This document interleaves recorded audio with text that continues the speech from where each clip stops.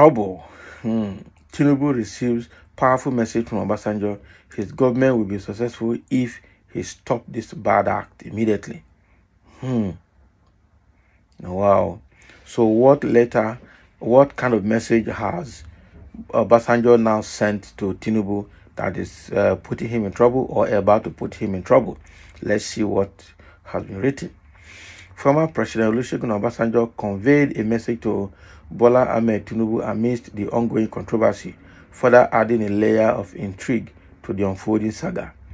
Now, in an exclusive interview with the Cable, former President Olusegun Obasanjo has firmly stated that no member of his cabinet during his tenure as Nigerian president from 1999 to 2007 had the authority to approve projects exceeding 25 million naira without his explicit consent. This assertion comes in response to questions regarding the 6 billion naira contract awarded to Sunrise Power and Transmission Limited for the Mambila hydropower project in 2003, a contentious issue currently under arbitration at the International Chamber of Commerce (ICC) in Paris, France. Sunrise Power's arbitration with Nigeria revolves around allegations of a breach of contract by the federal government. In the initial arbitration, Sunrise demands a compensation of $2.3 billion, citing significant expenditures on financial and legal consultants before the contract was abandoned. In a subsequent arbitration, the company sought a $400 million settlement based on an agreement reached with the federal government in 2020 to resolve the dispute. Obasanjo responded to these allegations by stating, "When I was president, no minister had the power to approve more than 25 million naira without express presidential consent. It was impossible for Agunloye to commit my government to a $6 billion project without any permission, and I did not give him any permission." He further expressed his willingness to testify before a commission of inquiry should one be established to investigate the matter, emphasizing that all the necessary records are readily available. The controversy deepened when it was revealed that the former Minister of Power and Steel, Olu Agunloye, issued the contract award letter only one day after the federal cabinet advised him to withdraw his request for approval and explore alternative resources of funding for the project. Furthermore, Agunloye listed several preconditions for the contract's consummation, and it is reported that none of these conditions were met by Sunrise Power.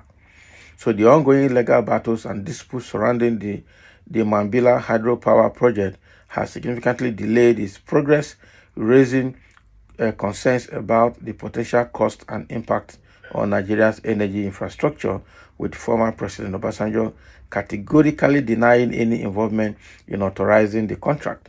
So the intricacies of this complex issue continue to unfold, leaving room for further investigation and resolution.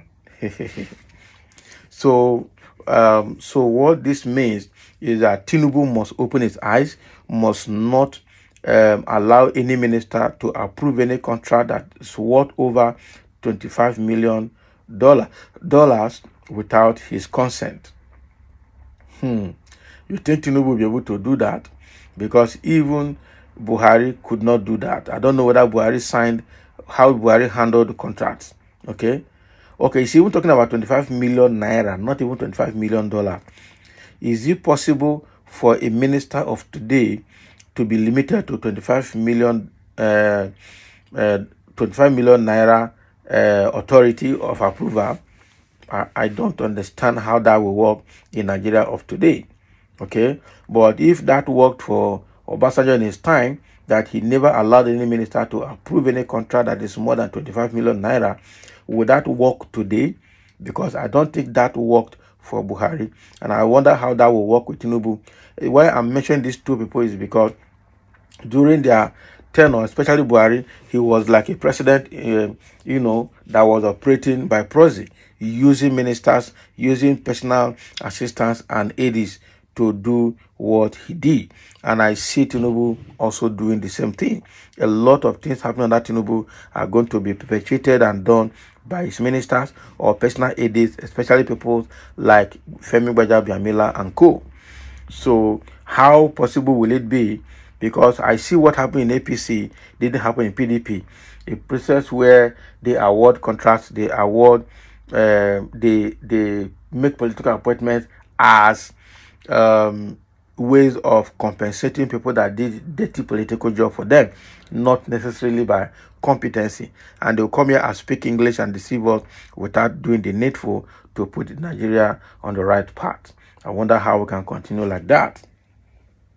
So this is the message that Obasanjo is passing on to Tinubu. If your government must succeed, you must not allow any minister to approve or authorize any contract that is worth more than 25 million naira. All these are looters, I tell you. All these are looters. I wonder how this will work. That is the truth. I wonder how this will work. I wonder how this will work. Because Nigeria of today, ministers have power. I can look at what Wike is doing in Abuja. Look at what Wike is doing in Abuja. Okay? I don't understand how that will work. Ministers are almost like president today. Ministers are almost like president today.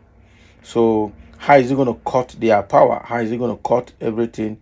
We don't see it happening. I don't understand. Because Tinubu's government is obviously not going to be able to do that. With the likes of Umar now, that's already touring all the Nigerian highways and looking for a way to start awarding big contracts, okay, to do expressways from Lagos to Abuja, to do the fourth mainland bridge that's going to go across from Lekki to mainland in Lagos. Okay, are you sure these people will be limited to just 25 million naira power alone?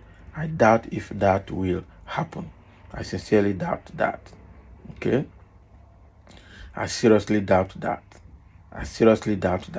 So, but that is the message or the advice that is coming from Obasanjo to Tinubu. But again, with Tinubu listening, because I know that there is serious disagreement between Tinubu and Obasanjo, because Obasanjo did not support Tinubu's presidency. So whatever Obasanjo says now is going to be a trash in their ears, especially with APC. People who have seen Obasanjo as somebody who sabotaged the Yoruba's ambition of becoming the president after enjoying his own time. This is a very terrible one. I truly wonder if Tinubu will listen to this advice. Thank you for listening, and let's have your comment.